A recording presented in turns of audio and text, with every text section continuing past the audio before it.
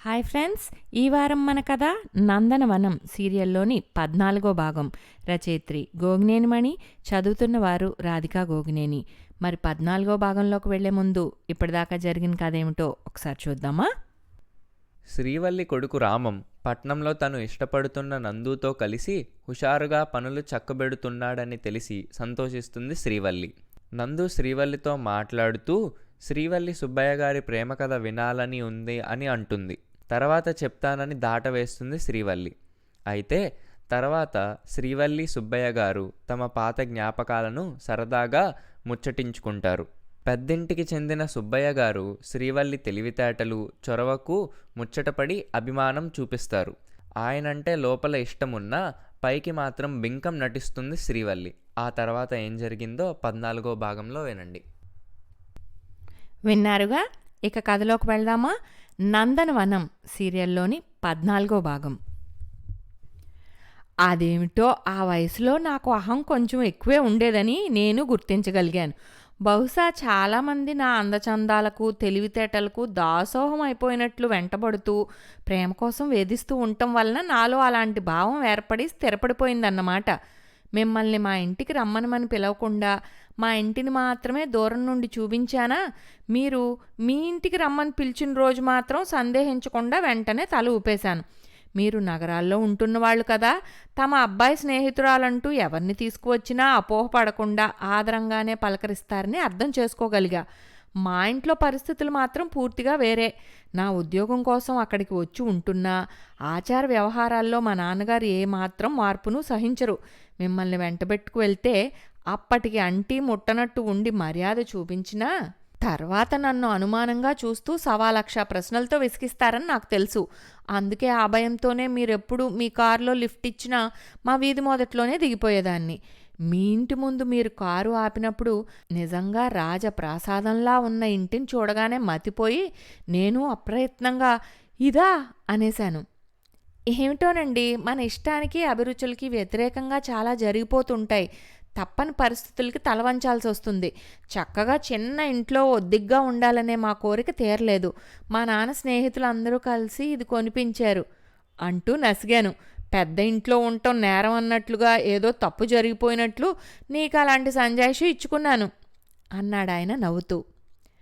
రాజభవనం లాంటి ఇంట్లో ఉంటున్న మీ వాళ్ళు వేషభాషల్లో, ప్రవర్తనలో చాలా సాదా సీదాగా ఉండటం నాకు చాలా బాగా నచ్చింది.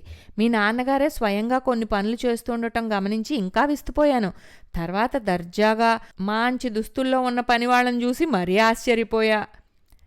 ఆ విషయం నేను గుర్తించాను. మా నాన్నకు కొంచెం సేపైనా సరే ఖాళీగా ఉండటం నచ్చక ఏదో పని కల్పించుకుంటారని అందుకే నీకు అప్పుడు చెప్పాను. నాన్న మాకు అదే నేర్పించారు. మనసుకి, శరీరానికి కష్టపడటం అనేవి అలవాటు చేస్తూ ఉంటేనే ఎటువంటి పరిస్థితులు ఎదురైనా తట్టుకుని ఆనందంగా బ్రతకగలమని నాన్న ఉద్దేశం. నిజంగా అది చాలా విలువైన పాఠం. అందుకేగా ఇప్పుడు ఇలాంటి ఇంట్లో ఉంటూ పొలంలో కష్టము చేస్తూ సరదాగా ఉండగలుగుతున్నారు. మా నాన్న నేర్పించిన ఆ పాఠం ఒక కారణమైతే నా ఆనందకర జీవితానికి అసలైన కారణం మాత్రం నువ్వే. వనవాసానికైనా సంతోషంగా సిద్ధపడిపోయే సీతాదేవి లాంటి సహచరి దొరకటమే మగవాడి అదృష్టం. ఆనందంగా సాగే కుటుంబ జీవనం ఎవరికైనా గొప్ప వరం. ఆయన కళ్ళు మెరిశాయి. శ్రీవల్లి సరదాగా నవ్వింది. మీకిప్పుడు తెలిసిందేమో కానీ మిమ్మల్ని చూసిన మొదటి రోజునే నాకు ఈ విషయం అర్థమైంది. ఆ రాత్రివేళ మీతో కలిసి కారులో మా ఇంటికి బయలుదేరినప్పుడు మనసులోనే అనుకున్నాను, ఆశ్రయం కోరి వచ్చిన అమ్మాయి చెంతనే ఉన్నా మర్యాదగా, హుందాగా ప్రవర్తిస్తున్న ఇలాంటివాడు కారు కాదు ఎడ్లబండి నడిపేవాడైనా అడిగితే కాదనకుండా ఏ అమ్మాయినా నిశ్చింతగా అతని వెంట జీవితాంత ప్రయాణానికి అంగీకరించవచ్చును అని. పైగా ఎటువంటి స్వార్థపుట ఆలోచన లేకుండా ఎవరో అపరిచితురాలు ఎటువంటి పరిస్థితుల్లో చిక్కడిపోయిందోనని సాయంగా ఉండి శ్రమ తీసుకుని వాళ్ళ ఇంటికి చేర్చాలనుకోవటం ఎంత గొప్ప విషయం అనుకుంటూ మనసులోనే అభినందించాను కూడా. మరి ఆ మాట నాతో ఎప్పుడూ చెప్పలేదే? ఆయన ప్రశ్నకి శ్రీవల్లి చిరునవ్వుతో చూసింది. అన్నీ విడమర్చి చెప్పనక్కర్లేదు. ఆ విషయం తర్వాత మీరు తెలుసుకోగలిగారని నాకు తెలుసు కదా. మీ తీరు చూసే నేనప్పుడు మీకు శ్రీరాముడు అంటే ఇష్టం కదా అని అడిగా. ఎందుకో నాకు ఆ సమయంలో రాముడు గుర్తుకు వచ్చాడు. చిన్నప్పుడు అందరం మంచి బాలుడు రాము అని చదువుకున్న వాళ్ళమేగా, అందువల్లనే చక్కగా ప్రవర్తించే వాళ్ళని చూసినప్పుడు ఆ పోలిక టక్కను గుర్తుకు వచ్చేస్తుంది. అందుకనే మిమ్మల్ని అలా అడిగి ఉంటా. నువ్వు అలా అడగగానే నాకు విపరీతంగా ఆశ్చర్యం కలిగింది. సడన్ బ్రేక్ వేసి, రాముడు గురించేనా మీరు అడిగారు? నేను సరిగ్గానే విన్నానా అని అడిగితే, నువ్వు నాలాగే ఆశ్చర్యపోతూ అవును అయితే ఏ అని అడిగావు. నేను అప్పుడు ఎంతో భక్తితో ఇష్టంగా రామచంద్ర అని రోజుకి ఎన్నిసార్లు స్మరిస్తానో చెప్పలేను. ఈ అలవాటు మాటికి రామచంద్ర అంటూ ఉండే అమ్మ వలన నాకు వచ్చి ఉంటుంది. అయితే నేను మాత్రం అమ్మలా పైకి అనకుండా మనసులో మాత్రమే అనుకుంటూ ఉంటాను. ఏమిటో ఆ మధ్య ఎవరో రాముడు గురించి కొత్త వాదన చేయడం విన్నాను. రాముడిలో కనిపించే ఎన్నెన్నో సుగుణాల గురించి ప్రస్తావించుకుని స్ఫూర్తిగా తీసుకోవడం బాగుంటుంది కానీ మనకు నచ్చని అతని ప్రవర్తనలోని లోపాల గురించి గొడవ ఎందుకు అనిపించింది. ఒకడి మాట పట్టుకుని సీతమ్మ గురించి అందరికీ తెలియచేయాల్సిన అవసరం ఏమిటి అని ప్రశ్నించి, అలా చేయక ఎలా చేస్తే రాముడి వ్యక్తిత్వం ఇంకా గొప్పగా ఉండేదోనని తమ భావనలు తెలియచేయటం సమంజసమే కానీ మరీ చీల్చి చెండాడినట్లుగా విమర్శించడం ఎందుకో. నా ఉద్దేశం మాత్రం ఎవరిలోనైనా మంచిని గుర్తించి కీర్తిస్తూ అలాంటి ప్రవర్తన అలవర్చుకోవాలని బోధించడం వల్ల ప్రయోజనం ఉంటుంది కానీ విడ్డూరంగా తోచిన విధానాలను విమర్శించి అలాంటి దారి మంచిది కాదని హెచ్చరించడం సరిపోతుంది కదా. ఈ మాటలు మీరు చెప్తున్నప్పుడు నేను ఆశ్చర్యానందాలతో మీ చేతిని పట్టుకుని హుషారుగా ఊపేశాను. మీకు అర్థం కాక మళ్ళీ కారుని ఆపి ఏమైంది అని అడిగారు. అప్పుడు నేను స్పృహలోకి వచ్చి కొంచెం సిగ్గుపడుతూ, మీకు ఆశ్చర్యం కలిగితే కారు ఆపేస్తున్నారు, నాకు ఆ అవకాశం లేక నా ఆశ్చర్యాన్ని ఇలా చూపించానన్నమాట. సరిగ్గా మీరు ఇప్పుడు చెప్పినవి నా మనసులోని మాటలే. మీ నోటి వెంట వినగానే ఇలా ఆశ్చర్యం కలిగింది అంతే అన్నాను. అవును కదూ?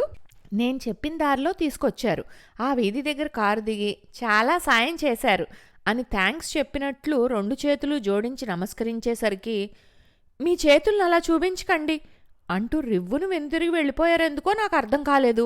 నా చేతుల్ని చూసుకుంటూ తప్పేం జరిగిందని ఎంత ఆలోచించినా అంతుబట్టక 1 నిమిషం అలాగే ఉండిపోయాను. 4 ఏళ్ల అవతలే మా ఇల్లు కాబట్టి చకచకా అడుగులు వేస్తూ వెళ్ళిపోయానా. ఇక ఇంట్లో నా కోసం ఎదురు చూస్తూ ఆదుర్దాగా ఉన్న వాళ్ళందరి మొహాల్లో రిలీఫ్ కనిపించింది. అది 1 క్షణమే. ఆ తర్వాత ఏ సంగతి తెలియచేయకుండా అంత ఆలస్యం చేయటం ఏమిటని నా మీద విరుచుకుపడ్డారు. అదంతా వేరే సంగతి కానీ ఆ రాత్రి మాత్రం ఆలోచనలతో నాకు నిద్ర పట్టనే లేదు.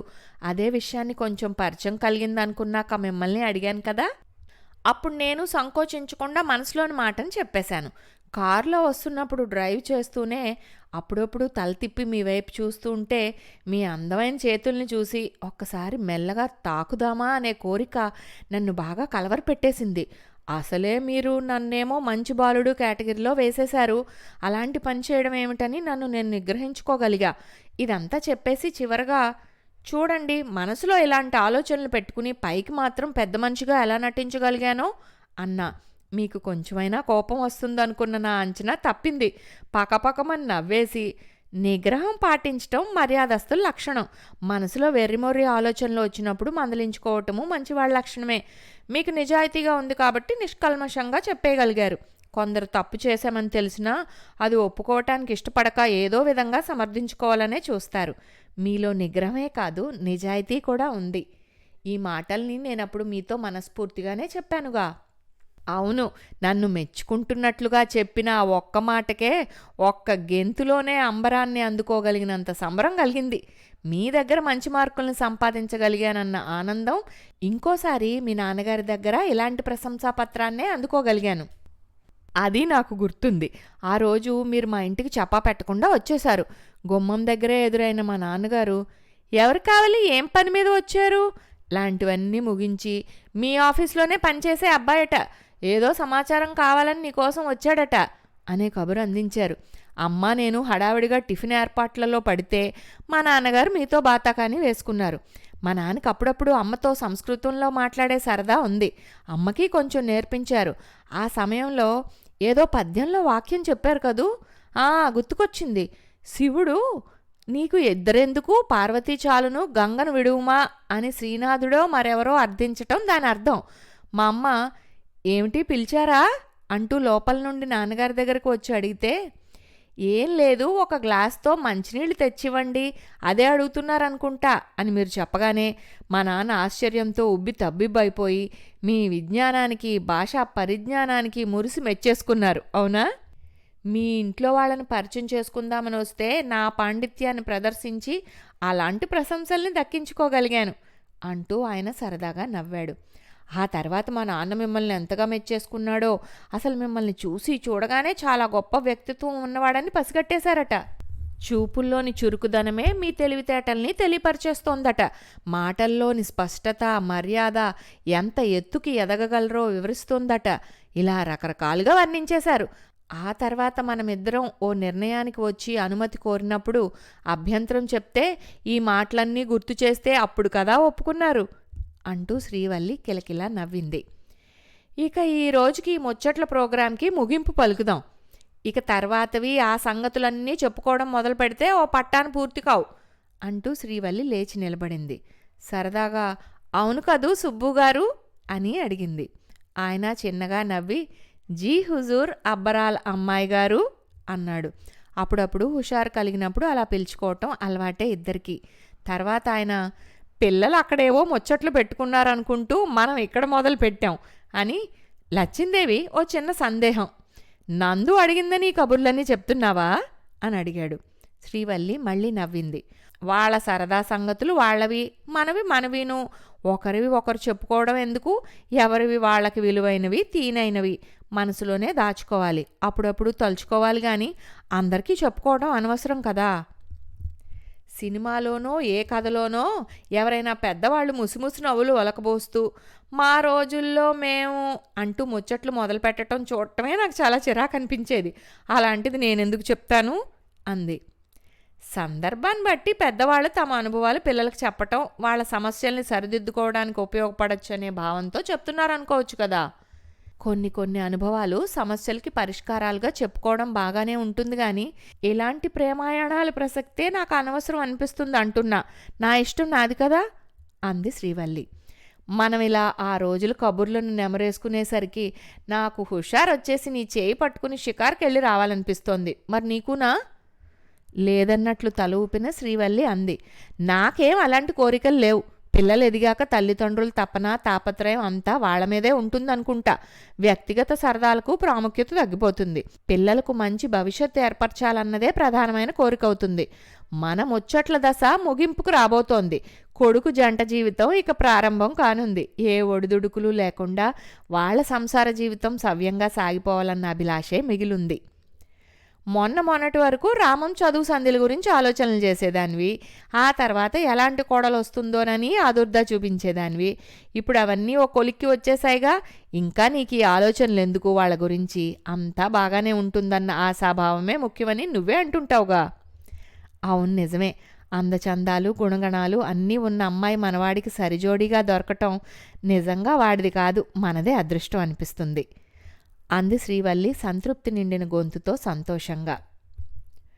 పొలంలో దిగి మిగిలిన వాళ్లతో పనిచేయిస్తూ చేస్తున్న ఆయన దూరం నుండే గట్టుమీద చకచకా నడిచి వస్తున్న శ్రీవల్లిని చూసి పని వదిలేసి ఓ మూల ఉన్న చిన్న పాకలోకి అడుగులు వేశాడు. వడివిడిగా నడిచిన ఆయాసాన్ని తీర్చుకుంటూ ఒక క్షణం అలాగే నిలబడింది శ్రీవల్లి. శ్రీవల్లిని నకసిక పర్యంతం పరికించి చూసి, నువ్వు నీ ఊహా చిత్రాన్ని వర్ణించినట్లుగా అచ్చంగా అలాగే తయారయ్యావే అంటూ చిరునవ్వుతో చూశాడు. నలుపు రంగులో సన్న గళ్ళున్న పసుపు రంగు చీర కట్టుకుని క్యారియర్ పట్టుకుని వచ్చింది. ఒక క్షణం శ్రీవల్లి కళ్ళు అరమోడ్పులయ్యాయి సిగ్గుతో. మరుక్షణం సరదాగా నవ్వేసింది. నేనేమనుకున్నానో తెలుసా? చీర చెంగును మెత్తగా చుట్టి నెత్తిమీద అన్నం దుత్తను పెట్టుకుని వద్దామనుకున్నా. అలా కుదరక అంత గొడవెందుకని క్యారియర్లోనే సర్దుకుని వచ్చేసా. ఇంకా ఆలస్యం చేస్తే మీరే ఇంటికి వచ్చేస్తారేమోనని కొంచెం ముందుగానే బయలుదేరాను అంటూ వివరంగా చెప్పింది. ఆయన చిరునవ్వుతో అన్నాడు, ఇంత ఎండను పడి వచ్చావు సరే గాని కూలింగ్ గ్లాసెస్ పెట్టుకుంటే సరిపోయేదిగా. శ్రీవల్లి ఫక్కుమంది. అందరూ నన్ను చూసి వెక్కిరించడానికా? ఇది పల్లెటూరని మర్చిపోయారా? రోజులు మారాయని నువ్వే గుర్తించడం లేదు. ఎన్నో ఫ్యాషన్లలో అలవాట్లలో వీళ్లే ముందుంటున్నారు. ఎవరైనా కొందరు ఇష్టం ఉన్నవాళ్ళు కొత్త దారిని నడిచేవాళ్ళని చూసి వాళ్ళు అనుసరిస్తారు ధైర్యం తెచ్చుకుని. మరికొందరు ఇదేమిటమ్మా అని మొహం మీదే విమర్శిస్తారు. అలాంటి వాళ్లకు నువ్వు సమాధానం చెప్పగలగాలి. ఇవి కళ్ళకు ఎండ తగలకుండా పెట్టుకునే చల్ల కళ్ళద్దాలు, మీరు పెట్టుకుని చూడండి కళ్ళకు మంచిది అని వివరించావనుకో వాళ్ళు ఆలోచనలో పడతారు. అవునా? అవును గాని ఇక తింటం మొదలు పెడదాం అంటూ శ్రీవల్లి అనువైన చోటు చూసి కడిగి తెచ్చిన అరిటాకులు రెండూ పరిచి వడ్డించే పనిలో పడింది. శ్రీవల్లి చుట్టూ చూసి, వాళ్ళందరూ అలా గట్టు మీద కూర్చున్నారే, ఇక్కడ నీడ పట్టును కూర్చుని తినవచ్చుగా అని అడిగింది. వాళ్ళందరూ రోజు ఇక్కడే కూర్చుని తింటారు. కొందరికి వాళ్ళు తీసుకొస్తే కొందరు వచ్చేటప్పుడే క్యారియర్ తెచ్చుకుంటారు. నిన్ను చూసి ఈరోజు అందరం కలిసే ఇక్కడ కూర్చుని తిందామని చెప్పినా వాళ్ళు వద్దనేశారు. వాళ్ళకి స్వతంత్రంగా ఉండదనిపించిందో ఏమో మరి అంటూ వివరం చెప్పి ఏదో గుర్తుకొచ్చినట్లు చిద్విలాసంగా చూశాడు. నువ్వలా నడిచి వస్తున్నప్పుడు చూడగానే కవిత్వం ఏదో మనసులోంచి పొంగుకొచ్చి పాట పాడాలన్నంత ఉల్లాసం నన్ను ముంచెత్తింది తెలుసా. బువ్వెత్తుకొచ్చింది బుల్లెమ్మ అని ఓ మాట కూడా మనసులోకి వచ్చింది. నా కోసమే సుమా అనుకుంటూ మనసులో మీసం మెలేయగలిగాను కానీ ఇంకో మాట మాత్రం స్ఫురించలేదు. ఇక పాట అంతా అంటే నా వల్లేమవుతుంది. విచారాన్ని అభినయించేసరికి శ్రీవల్లి ఫక్కున నవ్వింది. అలా సరదా కబుర్ల విహారాల మధ్య ఆహారం ఆరగింపు పూర్తి చేశాక ఓ 4 నిమిషాలు కూర్చుని శ్రీవల్లి ఇంటికి బయలుదేరుతూ అంది. ఎప్పుడైనా ఎక్కువ పని ఉన్నప్పుడు మాత్రం ఇలా తినటం సరే గాని ఇంటికే వచ్చి భోజనం చేయటం బాగుంటుందేమో. నీ కోరిక అప్పుడే తీరిపోయిందన్నమాటేగా అన్నాడు ఆయన చిన్నగా నవ్వి. అదేం కాదు, రోజంతా పని ఉండి ఉండాల్సినప్పుడు భోజనం తీసుకురావచ్చు గాని మామూలు అప్పుడు ఇంటికి వచ్చి భోంచేస్తే కాసేపు విశ్రాంతి తీసుకోవటం వీలవుతుంది. ఈ వయసులో అది అవసరం కదా. నేను ఇలా రోజూ తేవటం అంటే ఇంటికి రాకుండా సాయంకాలం వరకు ఇక్కడే ఉండమని చెప్పినట్లుగా ఉండదు. ఆయన అంగీకారంగా తల ఊపి నువ్వేదంటే అదే, కాదంటూ ఉండదుగా అన్నాడు తమాషాగా నవ్వి. శ్రీవల్లి బయలుదేరి ఇంటికి వచ్చేసింది. పొలాల్ని, పనిచేస్తున్న వాళ్ళని, చెట్టు చేమల్ని పరిశీలనగా చూస్తూ పచ్చదనాన్ని ఆస్వాదిస్తూ నడవటం శ్రీవల్లికి బాగున్నట్లనిపించింది. ఇంతటితో 14వ భాగం సమాప్తం. వచ్చే వారం 15వ భాగంతో కలుద్దాం.